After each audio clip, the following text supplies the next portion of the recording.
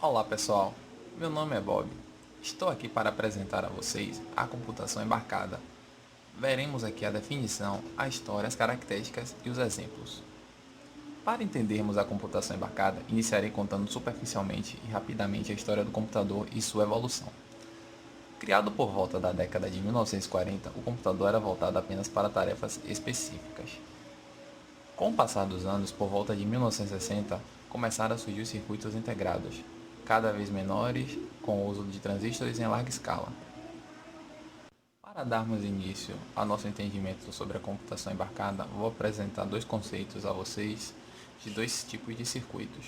O microcontrolador é um circuito integrado que possui vários componentes encapsulados em um único bloco. Já o microprocessador é um circuito integrado complexo que pode armazenar e manipular dados para que possa realizar um vasto número de funções. A computação embarcada é a junção entre hardware e software com funcionamento específico, que tem como base o uso de microcontrolador ou microprocessador. Normalmente estão embutidos dentro de outros sistemas como hidráulico, mecânico e etc. Um sistema embarcado realiza um conjunto de tarefas pré-definidas, geralmente com requisitos específicos. Já que o sistema é dedicado às tarefas específicas, através de engenharia pode-se otimizar o projeto reduzindo o tamanho, recursos computacionais e custos do produto. Em geral, tais sistemas não podem ter sua funcionalidade alterada durante o uso. Caso queira se modificar o propósito, é necessário reprogramar todo o sistema. O primeiro sistema embarcado foi o Apollo Windings Computer, que recolhia e enviava informações em tempo real de navegação das naves do programa Apollo, desenvolvido por Charles Taker Draper, no MIT. O computador de guia, que operava em tempo real, era considerado o item mais arriscado do projeto Apollo.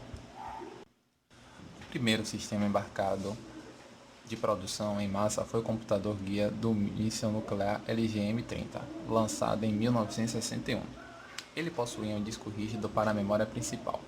Quando a segunda versão do MIF entrou em produção em 1966, o computador guia foi substituído por um novo, que constituiu o primeiro uso em grande volume de circuitos integrados.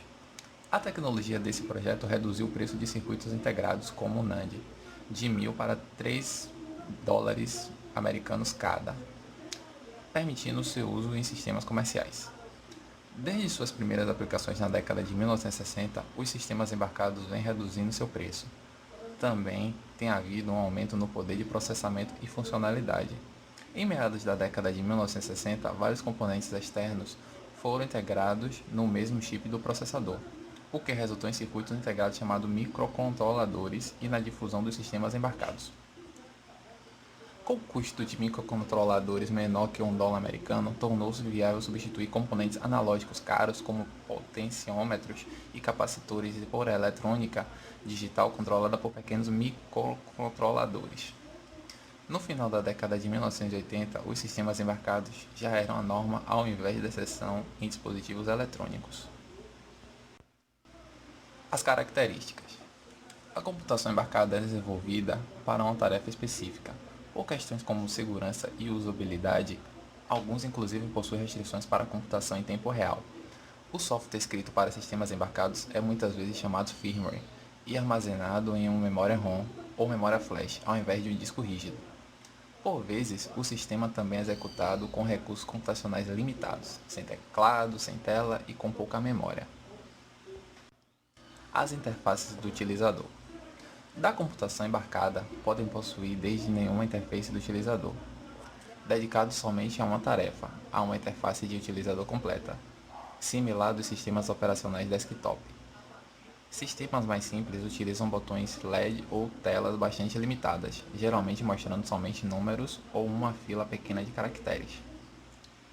Sistemas mais complexos utilizam a tela gráfica completa, usando tecnologias como ecrã táctil, ou aquela em que o significado dos botões depende do contexto da tela. Computadores de mão também oferecem joysticks para apontar.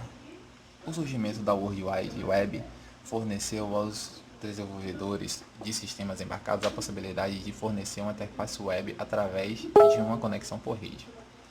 Isso evita o custo de uma tela sofisticada, ainda que seja fornecida uma interface complexa e completa a ser acessada em outro computador. De modo geral, roteadores usam tal habilidade. O processamento na computação embarcada. O processamento na computação embarcada possui uma capacidade de processamento reduzida em comparação com computadores desktops. Ao invés de utilizar microprocessadores, os desenvolvedores preferem utilizar microcontroladores, pois estes já possuem diversos periféricos integrados no mesmo chip.